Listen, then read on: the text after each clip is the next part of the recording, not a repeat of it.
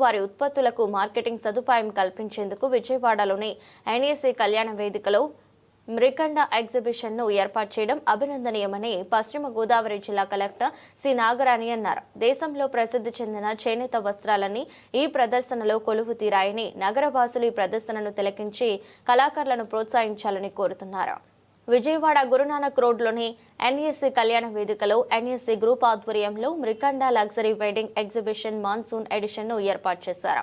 ఈ ఎగ్జిబిషన్ ను పశ్చిమ గోదావరి జిల్లా కలెక్టర్ సి నాగరాణి, కృష్ణా జిల్లా పరిషత్ మాజీ చైర్పర్సన్ గద్దె అనురాధ, ఎగ్జిబిషన్ నిర్వాహకులు నల్లూరు మాధవి, నల్లూరు చరిత జ్యోతి ప్రజ్వలన చేసి రిబన్ కట్ చేసి ప్రారంభించారు. అనంతరం ప్రదర్శనలో ఏర్పాటు చేసిన స్టాల్స్ ను సందర్శించారు. స్టాల్స్ లో ఉన్న వివిధ రకాల చేనేత చీరలు, డ్రెస్సులు, ఆభరణాలను ఆసక్తిగా తిలకించారు. ఈ సందర్భంగా పశ్చిమ గోదావరి జిల్లా కలెక్టర్ సి నాగరాణి మాట్లాడుతూ, మన దేశంలో చేనేత వస్త్రాలు తయారు చేసే కళాకారులు ఎంతో మంది ఉన్నారని, అయితే వారు తయారు చేసిన వస్త్రాలకు ఆదరణ లేక తగిన ప్రోత్సాహం లభించక ఇబ్బందులు పడుతున్నారని తెలిపారు.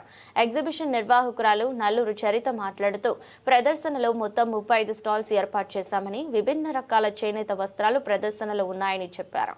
శనివారం, ఆదివారం ఉదయం 10:30 నుంచి రాత్రి 8 గంటల వరకు ప్రదర్శన ఉంటుందని తెలిపారు. చేనేత కళాకారులను ప్రోత్సహించాలనే ఉద్దేశంతో ఈ ఎగ్జిబిషన్ ను ఏర్పాటు చేశామని అన్నారు. ఈరోజు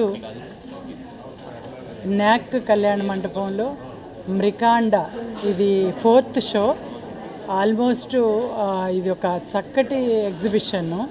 చాలామంది రకరకాల సిల్క్స్ కానివ్వండి, అన్ని ఖాదీ క్లాత్లు, హ్యాండ్లూమ్స్, బనారస్, ఖాదీ, ఇవన్నీ కూడా మొత్తం నేషనల్ లెవెల్లో ఎలాంటి మంచి ఐటమ్స్ ఉన్నాయో అవన్నీ కూడా ఇక్కడ ఎగ్జిబిట్ చేస్తూ సేల్ చేస్తూ ఉన్నారు. మరి ఈ రోజున చెప్పాలంటే మనకి ఎంతమంది ఎంప్లాయ్మెంట్ని కలిగిస్తున్నారు అనేది కూడా మనం చూడాలి. గవర్నమెంట్ సైడ్ నుంచి కూడా ఇవాళ మంగళగిరి కాటన్ ఉంది.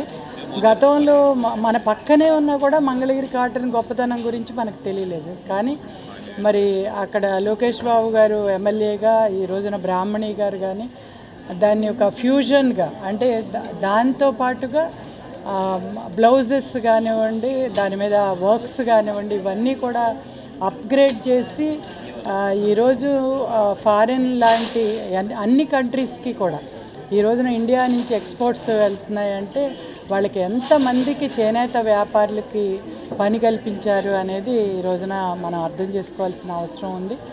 మరి ఇక్కడ చూస్తే అన్ని స్టేట్స్ నుంచి కూడా డబుల్ ఇక్కత్ కానీ, అదేవిధంగా మేము చూసాం ఇప్పటివరకు పైతని కానీ, పట్టు కానీ, ఉప్పాడ కానీ, మరి హ్యాండ్లూమ్స్, అదేవిధంగా చిన్న చిన్న జ్యువెలరీ షాప్స్ అన్నీ కూడా చాలా ఎగ్జిబిట్ చేశారు.